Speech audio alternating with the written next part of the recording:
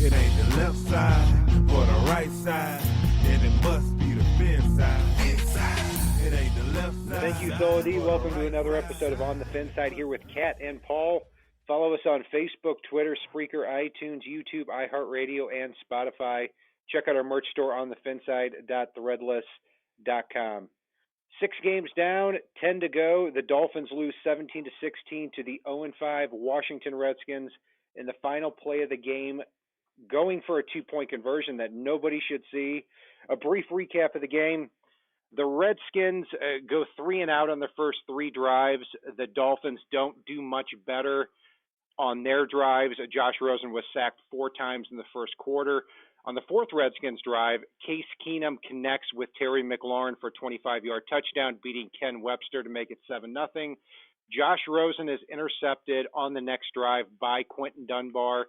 It's 7-3 at halftime. The Redskins come out of halftime with a 75-yard drive capped with another Terry McLaurin 33-yard touchdown, splitting Ken Webster and Bobby McCain to make it 14-3. After another long third quarter drive, it's 17-3 Redskins. Then they insert Ryan Fitzpatrick into the game, and that's where things start to change completely, because at the end of the fourth quarter, Ryan Fitzpatrick connects with Devontae Parker to make the game 17-16. And I was thinking there, Paul, at that point, do I even want the Dolphins with Ryan Fitzpatrick to win this game? I'm with you on that. It's tough because I can't bring myself to not want the Dolphins to win when I'm watching a game. But at the same time, if they're giving up on Rosen, which somehow the blocking got better. I don't know if it was Fitzpatrick calling his protections versus Rosen calling his, but the blocking definitely got better when Fitzpatrick entered the game. And, you know, if Fitzpatrick is who they're going with because Rosen can't call protections, then I'm not sure if I do want them to win because, yeah, to me, if you're giving up on Rosen at this point, you want to pick as high as humanly possible because Fitzpatrick is not your long-term answer. Yeah, and Josh Rosen's still a 22-year-old quarterback here, and he looked like it today. It was a very bad performance. I mean, even though the pass protection was not good, like you said, he couldn't call that protection either, and even at some point, it seems like he doesn't quite understand pass protection angles either. I mean, there was one play where there was a play action and Mark Walton got blown up, and then Jesse Davis took the defensive end and pushed him out to the side, and Josh Rosen just did not step up. And we saw that a lot with Ryan Tannehill.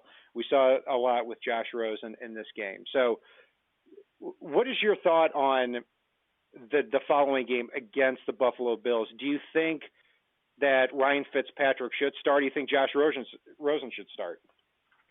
I think you still have to start Rosen the rest of the way. I mean, you have to see if you can develop him or not. It's Ryan Fitzpatrick is not the long-term answer. Like you alluded to, like I was saying before, if you don't believe Josh Rosen is the answer, you still have to start him and see. You have to see how he can develop. You have to see what he can do for you. And I mean, at this point, you're not winning a huge amount of games regardless of who the starter is. So throw Rosen in, take your lumps, have Fitzpatrick spell him when you need to. But at this point, you need to start Rosen and see what you have and see how he develops over the course of the season. So let's take a look at the NFL draft order here, because right before we did this show, the Los Angeles Chargers lose to the Pittsburgh Steelers. What a heartbreaking game. I don't know how with Delvin Hodges as a quarterback, you end up going down 24-0 in that contest. But the Chargers end up losing that game 24-17 a week after getting clearly outplayed by the Denver Broncos. So if the Steelers had lost that game, the Dolphins would have been heading into week 7 of the NFL season with the second and third picks of the NFL draft. As it stands right now, and I could be corrected on this, number 1 overall right now is the Cincinnati Bengals at 0-6. And the only reason the Dolphins aren't there is because the Dolphins are 0-5 right now. And Dolphins are number 2 at 0-5. Redskins are third at 1-5 because of strength of schedule. Falcons are fourth at 1-5. Jets are fifth at 1-4. Browns, who have been just put on this pedestal of developing rosters, are 2-4, and they have the sixth spot. Jaguars seventh at 2-4. Giants eighth at 2-4, and then the Dolphins are now ninth, heading into Week 7 at 2-4. So, still, even when you take a look at the Steelers' victory here, Dolphins still could be looking at 2 picks in the top 10. And they're going to be. I mean, you pointed out Delvin Hodges is still the Steelers quarterback. There's probably going to be some controversy as the season wears on because it's reported that the Redskins want to try to pursue Mike Tomlin. That's not going to help the Steelers win games when there's question marks coming at the head coach position. You look at the Steelers roster. Yeah, they played a hell of a game against the Chargers tonight, but the Chargers also they look like a miserable wanderlust team as well. And the Steelers had a great game. They really did. On defense, they looked like the old Steelers for a game, and I don't think they can keep that up. And I don't think Delvin Hodge can keep up the pace he had tonight either. And part of it, too, with the Chargers, and I see it across the NFL and I see it with the Dolphins, is terrible, terrible offensive line play. And the Chargers just lost Mike Pouncey for the year. They have Russell Okung on injured reserve. Just not a good situation with their offensive line. Phillip Rivers is getting rid of the ball way sooner than he has to, and we saw that with Josh Rosen here today. So when you take a look at the quarterbacks, it's hard to grade one thing, but Ryan Fitzpatrick, as much as we don't want to see him be the starting quarterback because there's really, frankly, no point in it, he did come in, and he was 12 for 16, and he almost came back and won the game. So looking at Josh Rosen and Ryan Fitzpatrick, what grade do you put on this quarterback spot? I'd have to go with a D+, and that's only because Ryan Fitzpatrick brought it up. For Rosen, today was easily an F, whether the protection was there or not, whether that was on him or not. But Fitzpatrick almost brought them back to win a game that they looked absolutely lost in. And that speaks volumes. That does bring it up to a D+ for me. I'm right there with the D+, and for all the reasons you said there. I mean, if just Rosen, I don't think it's all his fault. And we'll get to that with the wide receivers and tight ends. Yeah, the protection was not good. The wide receivers were not getting separation. I mean, I'm really disappointed in Devontae Parker and Preston Williams in this game.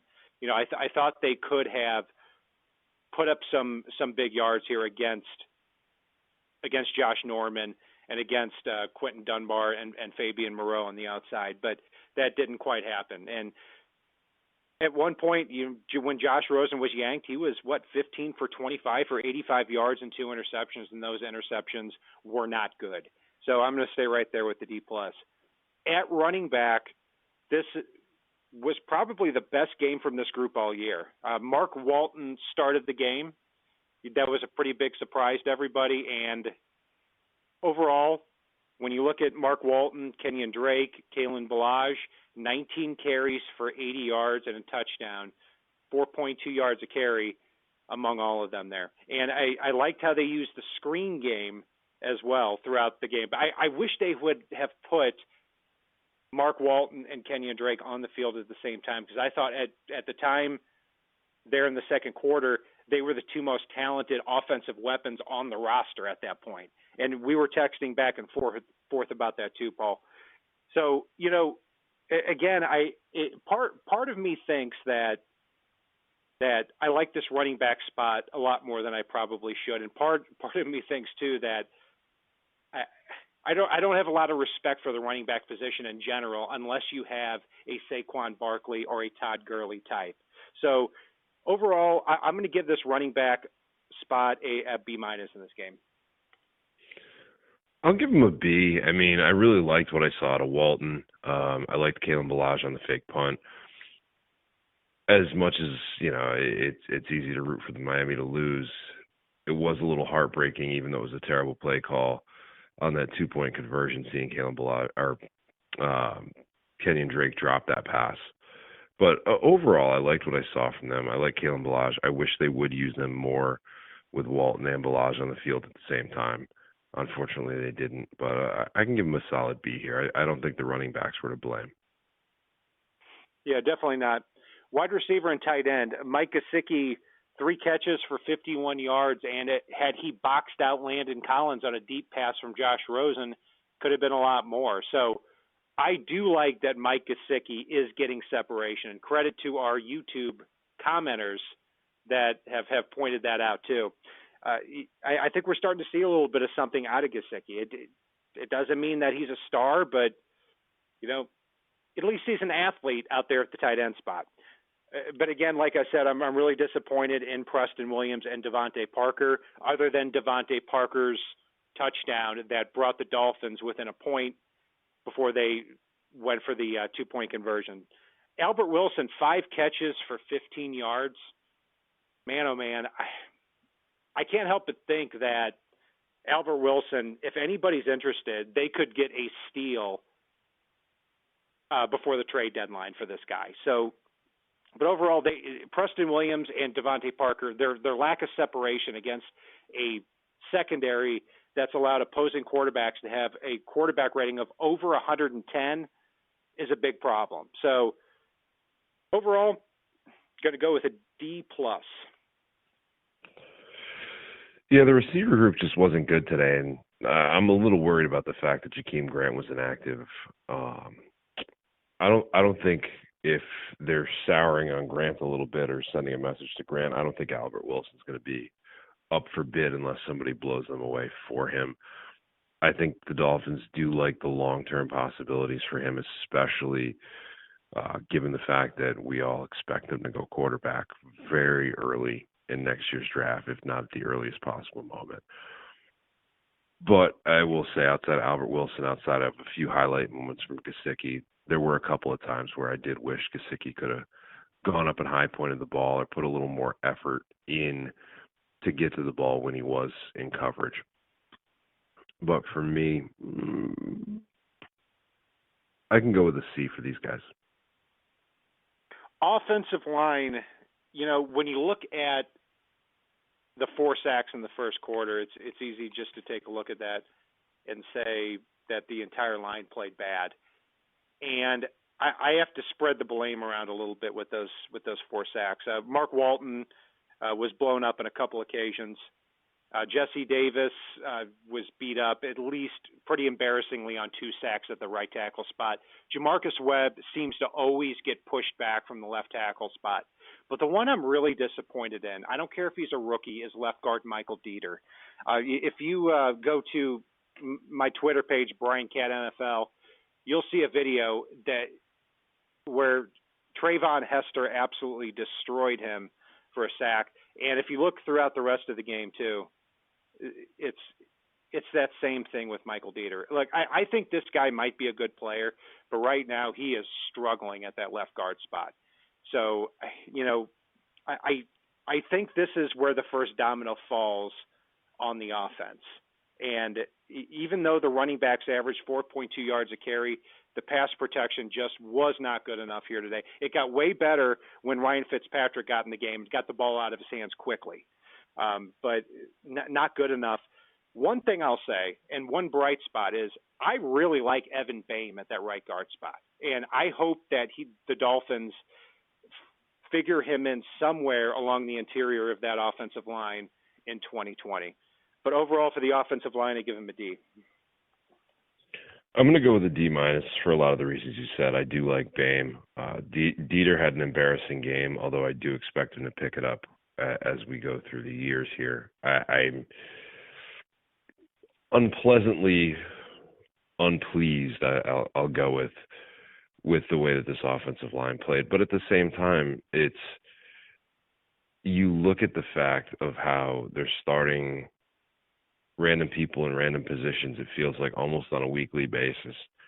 And at this point, it's not fully due to injury anymore. It's literally some of the same guys. Like I'm kind of getting over Jesse Davis at this point. People can tell me he's a right guard. People can tell me he's a right tackle. People can tell me whatever they want to tell me. I just don't think he's good enough to be a starter, and I think he's definitely a liability that they need to replace for next year at this point. Everything starts with solid offensive line play, and we didn't see that today.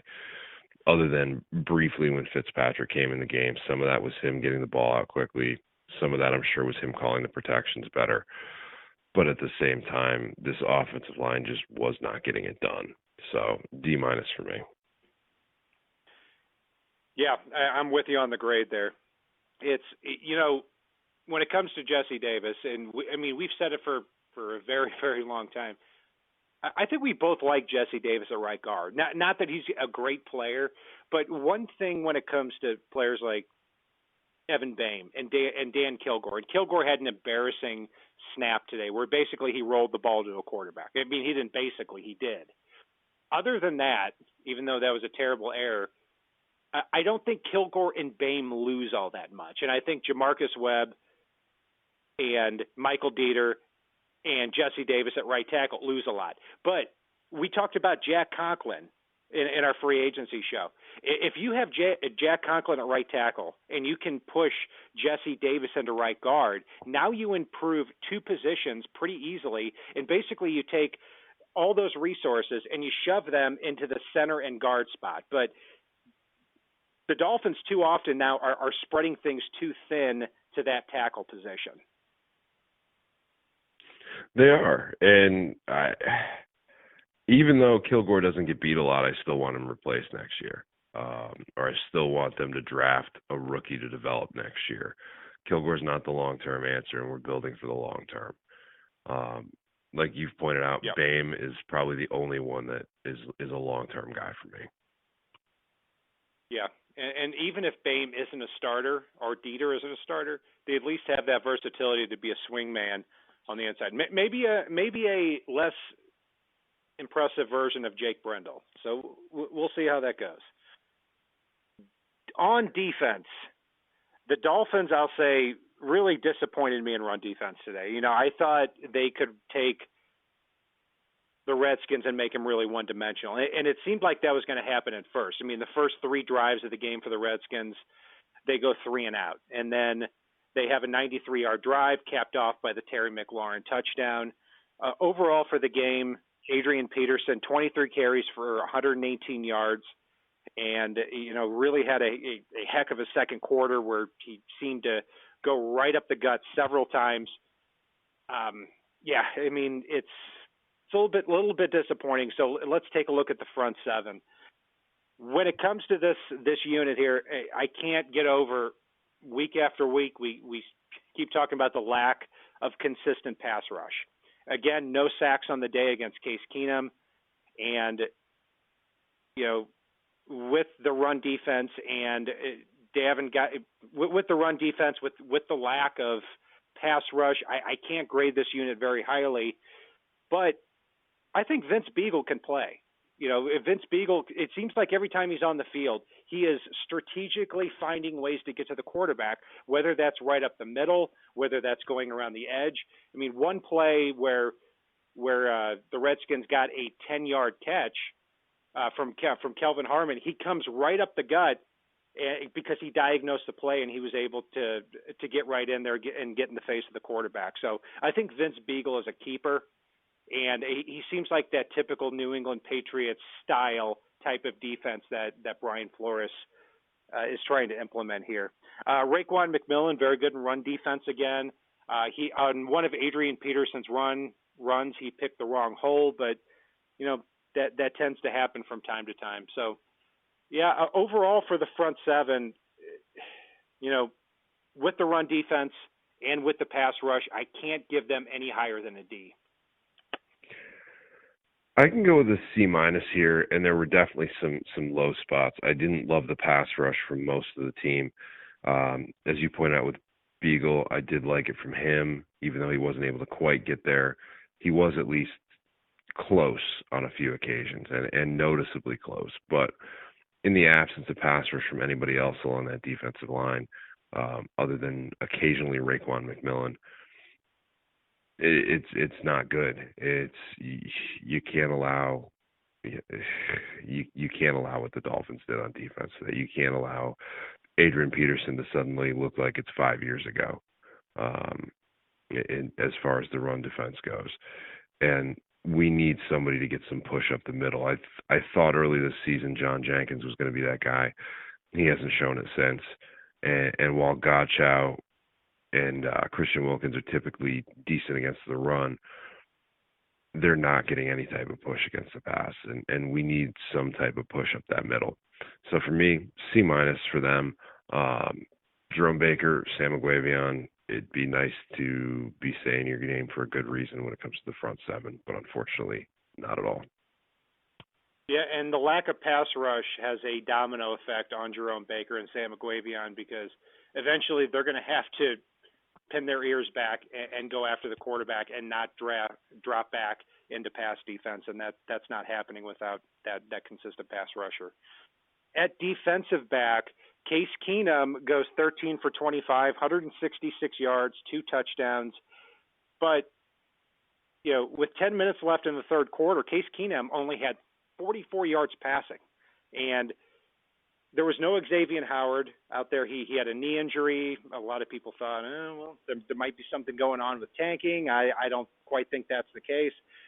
And so there was a lot of play here from Ken Webster, the talented rookie cornerback out of Mississippi, as well as Nick Needham, who was called up from the practice squad. And when he was called up from the practice squad, I thought, why the hell are you calling up Nick Needham? But he had a hell of a game. I mean, he was all over the place. It looked like he came out after a bad preseason with something to really prove, and he did a heck of a job. But one thing I've got to say, though, is I'm going to keep beating this drum. I don't want to have Bobby McCain be in that last line of defense. I mean, we saw that in the second Terry McLaurin touchdown where he was not quite fast enough to get to that spot. It seems like every week we're talking about he's either not fast enough or he over pursues or he just doesn't make the tackle. I love Bobby McCain. We both love Bobby McCain. I would love to see him as the nickel cornerback here next year. Rashad Jones continues to be hit and miss every week, just like he's been largely throughout his career, except the hits just are not happening at this point. I still look for him to get cut after the year. But,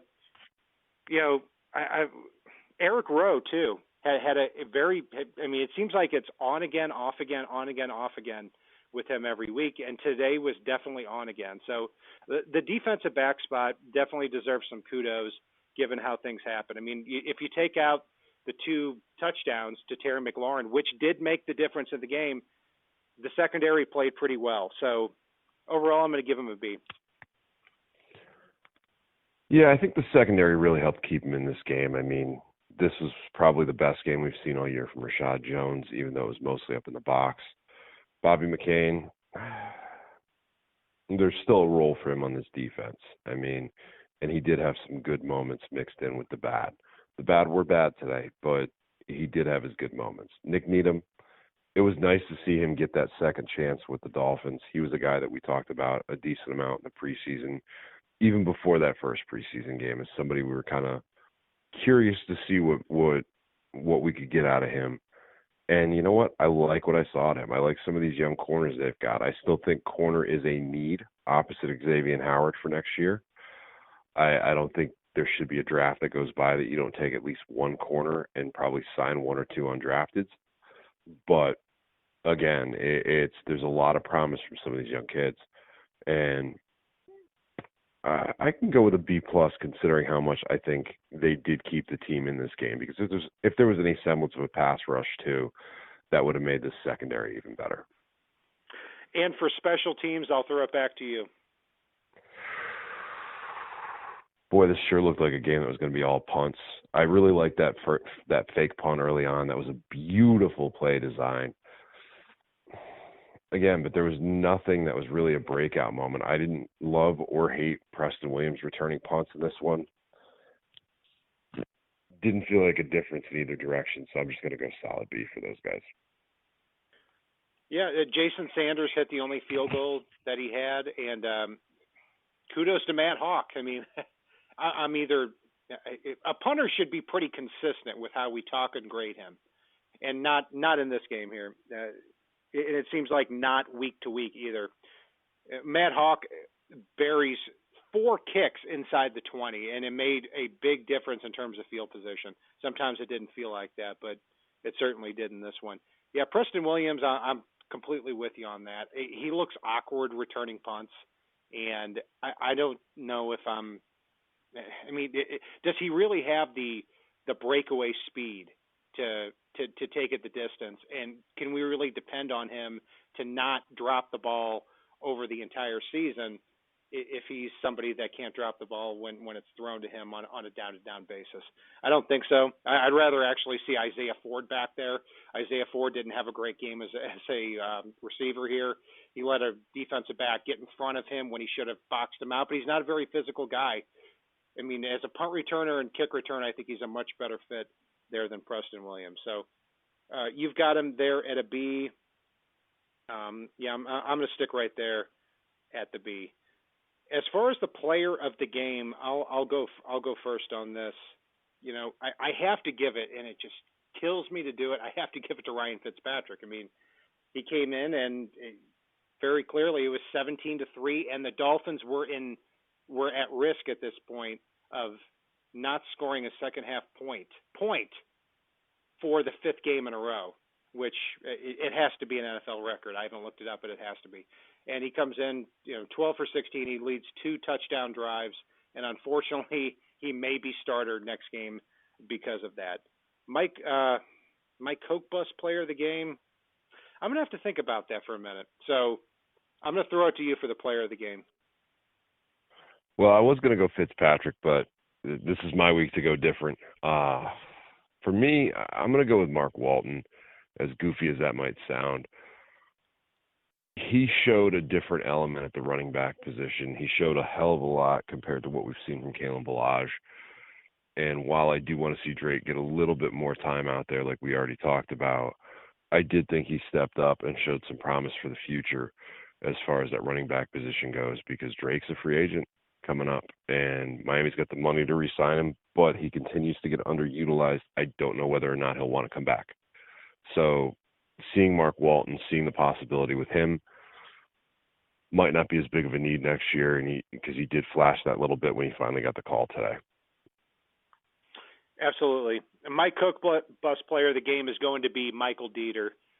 I don't want to harp on this guy too much because he's a rookie, and I think that he does have a place in this league. He has some very good versatility, but I want him to be able to settle into one spot, and that spot next year might end up being center. I mean, I think Dan Kilgore is not terrible. I mean, we've seen some really bad centers over the time as Dolphins fans. I mean, Samson Satelli, for example, was absolutely terrible. I think Michael Dieter could slip into that center spot and allow you to cut Dan Kilgore and even free up additional cap room for the 2020 offseason. But, man, he was beat badly today. If you have a chance to just look at the condensed film from NFL.com, you're going to see him beat repeatedly by Jonathan Allen, Trayvon Hester, many of these Redskins interior offensive linemen. So, Paul, who's your guy? I like that Dieter pick, by the way. You watch that swim move that was kind of a half-ass swim move, and he just got smoked on a play where Rosen got lit up early. For me, I've got to throw Rosen under the bus here. I mean, you look at the protection when Fitzpatrick came in, and it's not like they made huge changes on the offensive line. Some of that has to go on Rosen. So he threw 2 picks today. I'll throw him right on that Coke Bus for this week. And that will do it for our breakdown of the Dolphins' 17-16 loss to the Washington Redskins. You can follow Paul and I on Facebook, Twitter, Spreaker, iTunes, YouTube, iHeartRadio, and Spotify. Check out our merch store on the FinSide.threadless.com. If it's not on the right side and it's not on the left side, it is on the FinSide. So, D, take us home. It ain't the left side or the right side, then it must be the fin side. It ain't the left side or the right side.